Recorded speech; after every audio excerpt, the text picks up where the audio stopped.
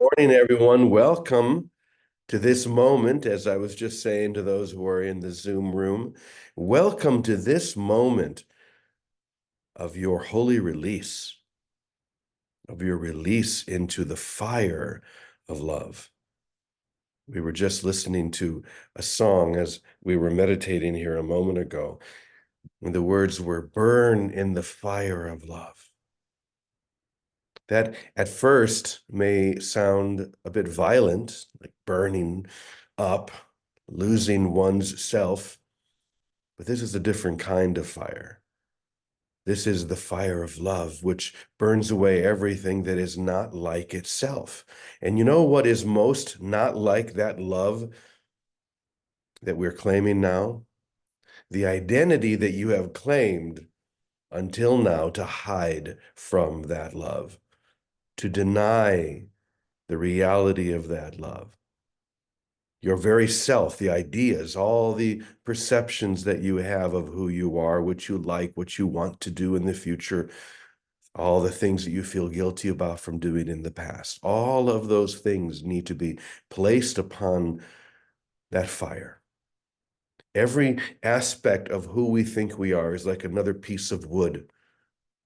And we take another aspect, another idea, another concept, and we put them all, we hold nothing back. There's always a part of us that says, oh, but this one's very dear to me. Let me hold this one back and not place it on the fire of love to burn, to be revealed fully. And so we hold it back. Well, this is the time where we are called to hold nothing back, to give everything. And we come together here every day for that single purpose, to be reminded that we're to burn on that fire, not in a violent, terrible, losing anything sort of way, because nothing is lost when everything is gained. And when we burn on that fire, we give everything to that love, we realize that nothing could ever be lost in love. That love is who we are. Love is who we've always been. We are one with the love that created the universe. We may sometimes call that love God or whatever other name we choose to use. We may identify with the divine masculine or the divine feminine or whatever else it may be. But ultimately, it's just my willingness to love and to join in that love. And so we come together here to join in that love, to hold nothing back. So as we come to the end of a week where we have been joining so beautifully, we're reminded that this is it. This is the holy instant of my release. If I choose, if that's what I want, this is the holy instant of my release into love. And in doing so, I begin to see everything in a new way. I begin to see the world, especially everything in it, anew. And I have the opportunity to let it all fade, to give it all back and say, okay, thank you very much. This has been a wonderful ride in the divine amusement park. But now it's time to go home, to leave all the rides behind, all the rides that we thought were our reality or our world. It's time to give everything. So I did not write a parable this morning, but I was looking through some old notes and I did come across something that I would like to share. So I'll just invite you to, with the spirit that we're describing here of laying everything that we believe ourselves to be or that we believe to be important, to lay it all on that fire of love. So listen to this with that forefront in your mind. You claim that there are good things to enjoy in the world and bad things you want to avoid. But here's the truth that you'll fight with every ounce of energy that you have. A no thing will never become a good thing or a bad thing. A no thing or a nothing will never become a good thing or a bad thing. They remain as they have always been, nothing at all. Any whole or enlightened mind recognizes the futility of trying to make the unreal real. This is where you are right now. This is what you're feeling as you ascend higher and higher in this light, or as you give yourself more and more to this fire. You're realizing the futility of trying to make something that is not something that is, rather than claiming that which has always been true, claiming the love in which you have always been held. This is the point you are. And I say that only because I know that you wouldn't be here otherwise. You wouldn't be sitting here, joining together so often, being lifted as we are, if you didn't feel this happening, if you didn't feel something moving inside you that you're ready to claim. So once again, any whole mind recognizes the futility of trying to make the unreal real. And that's why they're a whole mind. We sometimes talk about the difference between a whole mind and a split mind. A split mind is one that's looking this way and then that way and then somewhere. They're always split, trying to decide which is which, what is what, instead of a whole mind that holds perfectly still in the wholeness of love and simply recognizes what is. We talk about that a lot here, to recognize what is, and to not spend so much time or any energy at all on what is not. And we can talk about that in an infinite number of ways, but the simplest way is to simply say, as we do, it's just about love. Now, what does that mean? Are we talking about the special love of the ego? No. Of course not. We're talking about a love that begins to move so strong within us that we realize there's nothing else but that ocean, that divine ocean of grace, that infinite ocean of grace. And we throw ourselves into that holy sacred water, and we just let it pull us under. We don't even try and swim anymore. We don't even try to maintain the illusion of who we thought we were. We just let the ocean take us. We say yes to that. Okay, let me read further. I like this part. Wandering around a movie set, trying to find your apartment is a sign of insanity. Walking around a movie set, trying to figure out where your apartment is. Your apartment's not there. And if you do have an apartment there, it's not a real apartment. It's a movie apartment. Search all you want, and you'll never find what you're looking for. But the instant that you recognize the movie set for what it is, you'll instantly return to sanity. You'll wave to the officer guarding the studio gate and then return home. The master teacher is one who doesn't hesitate at the gate, looking back at all of the other insane ones, hoping that they'll follow. You probably thought the opposite, that an enlightened teacher is one who would remain in the illusion until they've guided everyone else to freedom. The idea of a bodhisattva. I'm going to stay in this illusion until I help everyone else wake up. The idea that there are other people that need to be saved is the source of your problem. The idea that there are other people who need to be saved, that there's anyone else out there that you can save or wake up from the dream, that's the source of your problem. Do you worry about this during your sleeping dream at night? The instant you realize you're dreaming, do you look around and devise a plan for saving everyone else?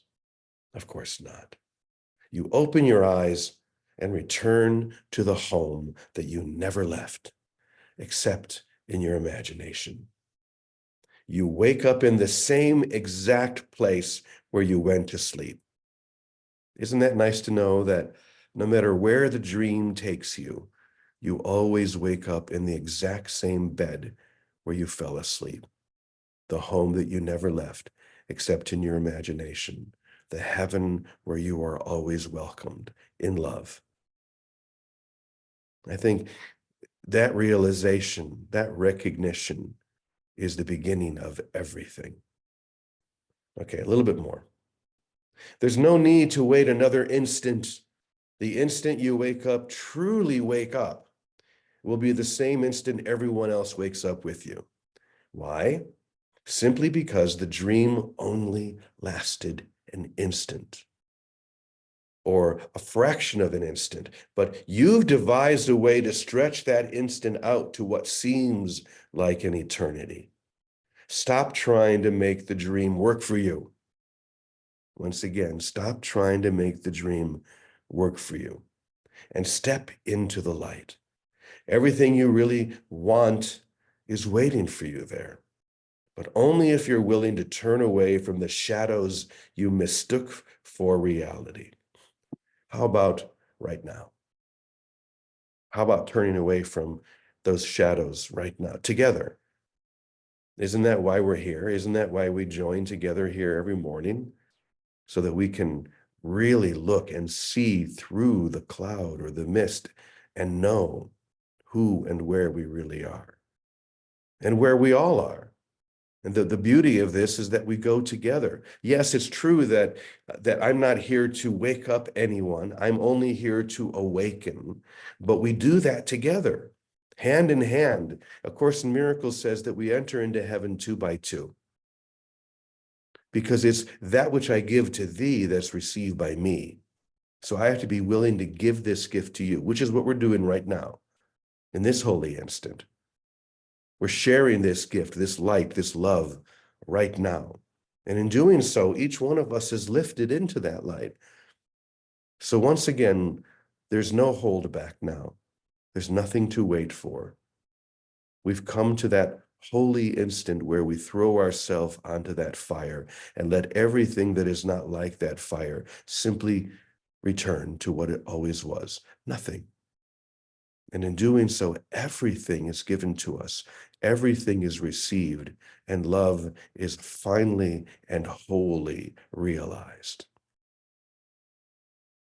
So that's what I wanted to share this morning. Now I'm going to turn it over to Vicki and hear where she wants to take us. Good morning, Victoria. Well, good morning, Brother James. Good morning, everybody. Good morning. So the first thing it made me think of is, or just brought to my heart, it really is this simple. What isn't love isn't. It just isn't. It's not good or bad. It just isn't. Just like dreams, when we're lying down, we're having all these images. They're just images. They're not. And I woke up realizing when I was meditating earlier, the reason it's so important to rest and why this time we're being called collectively to rest, to just drop into love, however we experience or think of love, is because everything is what you were saying, James. Stop trying. Everything else, most of our everything else is trying to change things, get things, make them better, adjust them. In fact, Jesus calls what is sin an adjustment. He says we're trying to continually adjust all the dream figures and the sequences. And if we can rest, we stop that efforting. We stop that seeking outside of ourselves, that split in our mind from being active, and we let the wholeness that we are dawn upon us, because we're not willing to go outside and change things anymore. The way to be here and be awakened is simply to love.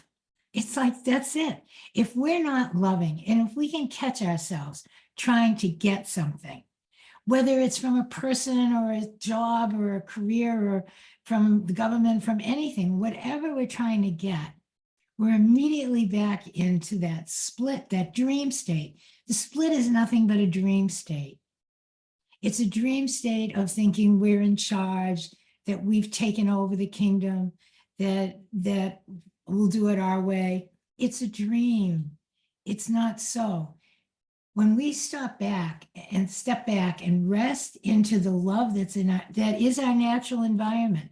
If we don't do well out of this natural environment, we kind of flounder around. When we rest into our natural environment, there is a fire. One is that sweet fire of love kindling us. The other is often what many of us have experienced during these times of awakening. It's the burning off of all our false desires. It's the willingness to let them loop in our mind and not engage them, not touch them. Just let them bring up what they bring up, allow everything, welcome everything, and let it pass, and let that fire of love melt them, dissolve them away. That's what we're doing here. So if the fire is one of dissolving those other desires, so be it. It's a fire that frees us, and it brings us to that sweet fire that fills us. That's the sweet fire, like champagne bubbles. That sweet fire is good. That sweet fire, for no reason, you just wake up kind of bouncing around. And when we are in that fire, it doesn't matter what we do. It doesn't matter where we go, what we say, love and do what you will. We will be in an active giving and an extending of the love that we are. And I do this all the time. As soon as I catch myself trying to get something anywhere, somebody's attention, recognition, approval, it's like, oops, stop, drop, and pray again. Go back to the fire.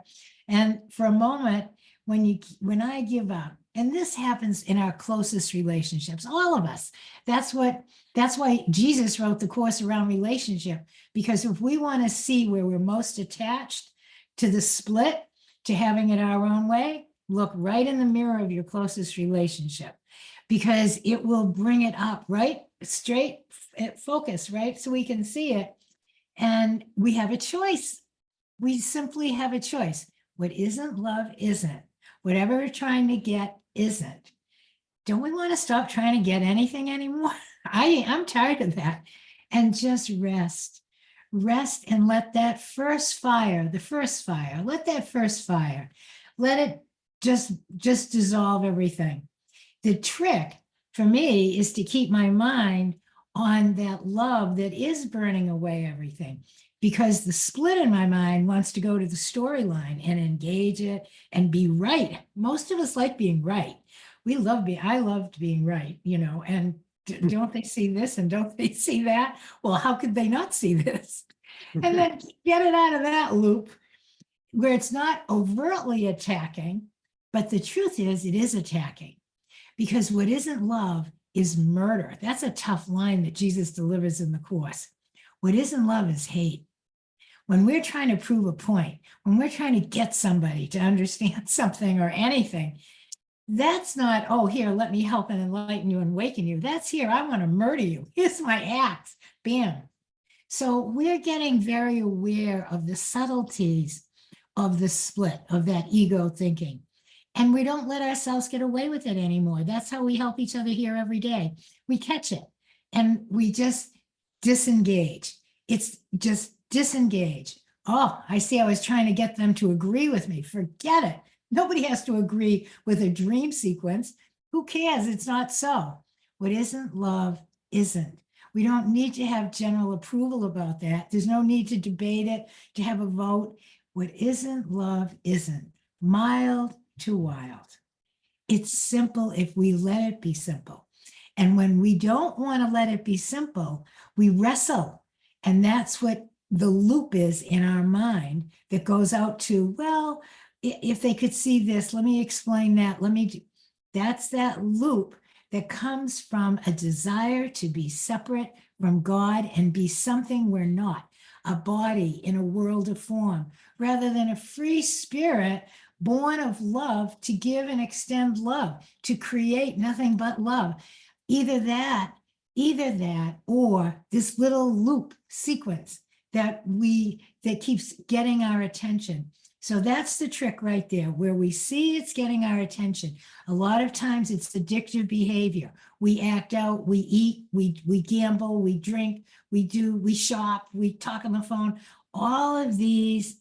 activities, our ways of keeping the split, unless we are in that state of love and we know it, and there's nothing but a give in us. When there's that give in us, we can eat and drink and gamble and do whatever you want to do. It's love extending itself because everything is neutral. There's no good and bad here, right or wrong. It's just true or not true.